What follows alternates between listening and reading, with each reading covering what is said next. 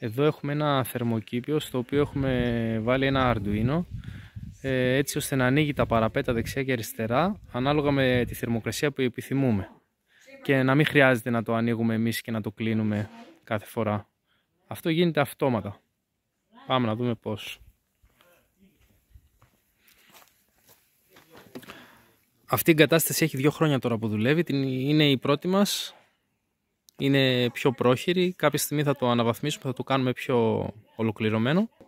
Λοιπόν, έχουμε ένα Node MCU, το οποίο έχει και κεραία ενσωματωμένη Wi-Fi ώστε να επικοινωνεί με το δίκτυο και να μας στέλνει τις πληροφορίες της θερμοκρασίας, της υγρασίας, αλλά και την προειδοποίηση ότι για κάποιο λόγο η θερμοκρασία ανέβηκε πάνω από αυτήν που έχουμε ορίσει ως όριο.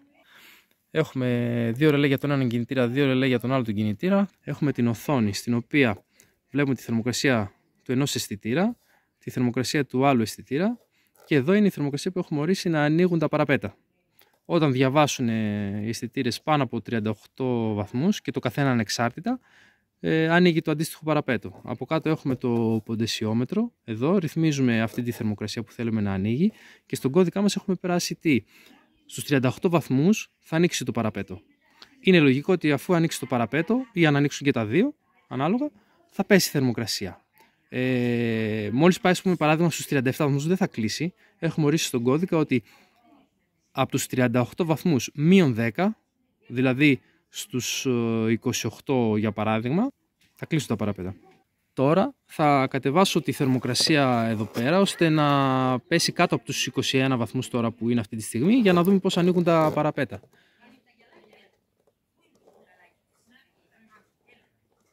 Έχουμε βάλει και μια ηχητική προειδοποίηση, αυτή είναι εδώ τώρα που ακούτε, σαν προειδοποίηση ώστε να μην έχουμε κανένα χέρι κοντά στον κινητήρα και έχουμε κάποιο ατύχημα. Τώρα ανοίγει το αριστερό παραπέτο.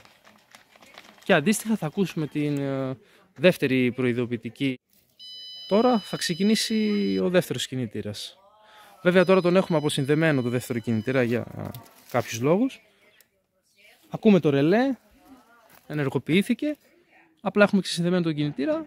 Αν τον είχαμε συνδεμένο θα σηκωνόταν και το δεύτερο παραπέτο. Τώρα ανέβασα τη θερμοκρασία εδώ ώστε να κλείσει το παραπέτο. Τώρα έχουμε δροσιά, οπότε θέλουμε κλειστό το παραπέτο. Και όρισα ότι στους 30 βαθμούς θα ανοίξει. Τώρα κάνει και το δεύτερο ρελέ. Θα δούμε εδώ το λαμπάκι τώρα που θα ανοίξει, ώστε να κλείσει το δεξί παραπέτο. Οι κινητήρες που έχουμε βάλει είναι από γυαλοκαθαριστήρες. Έχουμε βάλει οριακούς κάτω και πάνω. Και από εδώ ανοίγει. Το ίδιο γίνεται και από την άλλη μεριά. Έχουμε το κινητήρα εδώ και ανοίγει και το δεξί παραπέτο. Μέσα στο θερμοκήπιο έχουμε βάλει 2 αισθητήρες. Εδώ έχουμε τον αισθητήρα θερμοκρασίας, ο οποίος μετράει και την υγρασία. Εμείς χρησιμοποιούμε μόνο τη θερμοκρασία για να παίρνουν εντολές οι κινητήρες. Βέβαια με την υγρασία μπορούμε να καταλάβουμε άλλο πράγμα. Πότε το θερμοκήπιο έχει ανοίξει ή πότε είναι κλειστό. Γιατί το έχουμε συνδέσει και με εφαρμογή, την εφαρμογή Blink και μπορούμε να βλέπουμε τη θερμοκρασία του θερμοκηπίου από το κινητό μας. Εκεί είναι ο άλλος αισθητήρας. Ένας για το δεξί παραπέτο, άλλος για το αριστερό παραπέτο. Με την εφαρμογή Blink μπορούμε να δούμε αν είναι ανοιχτό το θερμοκήπιο ή όχι, σύμφωνα με τη θερμοκρασία.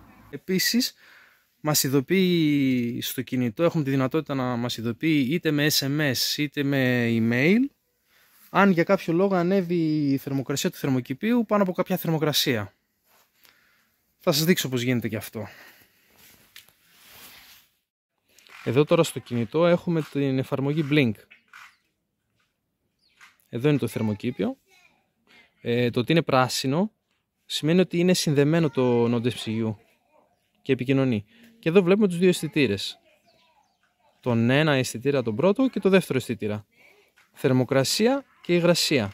Τώρα αυτό εδώ μας δίνει πληροφορία για το αν είναι ανοιχτό ή κλειστό το θερμοκήπιο. Όταν είναι κλειστό το θερμοκήπιο είναι υψηλή υγρασία.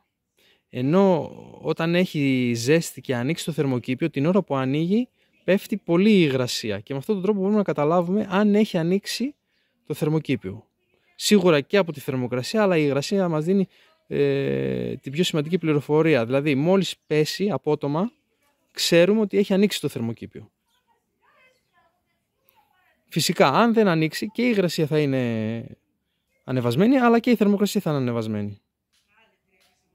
Αυτός είναι ένας τρόπος για να καταλάβουμε αν έχει ανοίξει ή δεν έχει ανοίξει το θερμοκήπιο. Και από εδώ, μέσα από την εφαρμογή, μας έρχεται ειδοποίηση αν για κάποιο λόγο έχει ανέβει η θερμοκρασία πάνω από κάποιο όριο που έχουμε ορίσει εμείς. Εδώ τώρα είναι και τα μηνύματα που μας έρχονται όταν ανέβει η θερμοκρασία πάνω από τη θερμοκρασία που έχουμε ορίσει. Εδώ βάζουμε ό,τι μήνυμα θέλουμε. Εμείς έχουμε γράψει θερμοκρασία τάφ1 πάνω από 37 βαθμούς Κελσίου. Παράδειγμα, μπορούμε να γράψουμε ό,τι θέλουμε. Αυτό έρχεται και στο email.